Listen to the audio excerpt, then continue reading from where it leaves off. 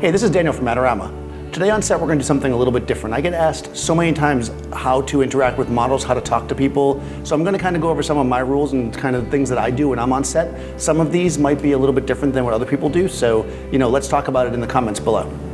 So the first thing that I do when I'm picking a lens is I like something that's long enough to flatter the subject, so I'm a little bit further away, but not so long that I have to shout at them. So I don't use a 200mm, even though that might seem like it's more flattering. I try to stay around, on a full frame camera, around 85mm, 105mm, something like that.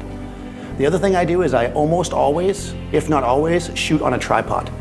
Now people will say that makes it less spontaneous, but in fact if you're in the studio and you have a lit set, the subject's not moving, you're not moving. If I'm on the tripod, I can pre-focus, I can talk to the subject without my face behind the camera and have a real interaction with them and still take a picture when something happens that's interesting.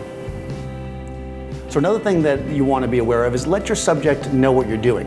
They're a person, right? You're having a conversation, you're there with them. If you're fiddling with the lights and you're fiddling with your camera, they may think it's their fault, especially if they're not an experienced model. They might think they're doing something wrong. So I always explain what I'm doing. Even if they don't understand it technically, they're happy to know, okay, he's moving the light because it's going to make me look better, or he's doing this because of that. It's not because they're doing something wrong. And if you see something on them that's messed up, their shirt collar's tucked in a funny way, their hair's going crazy, just approach them and say, hey, I'm going to fix this. Don't walk up to people and just start touching things on them without talking to them. And don't be afraid to talk to people and to fix things on them as long as they're okay with that.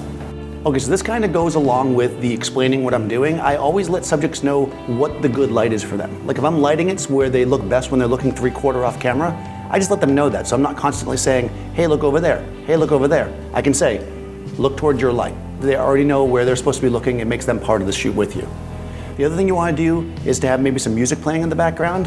But one thing I do that maybe is different than other people is I never let people bring their own music, because their music becomes a distraction. They're like, play that one again, change it to the next track. I put on simple music in the background that anybody likes and it's just playing and it gives some space. When you're dealing with models that aren't professional, especially, you sometimes want to give somebody a story. They may be wearing a cool jacket where you can say, wow, you almost look like a superhero or a rock star, so we're going to shoot you like that. So they can try to take on a personality and let them feel like they can play with it and not be so uncomfortable having to be, quote, themselves.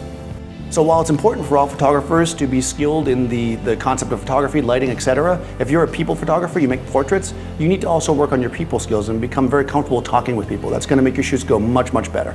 So leave some comments below, let me know what you do to help ease the subject, and I'll see you next time on set.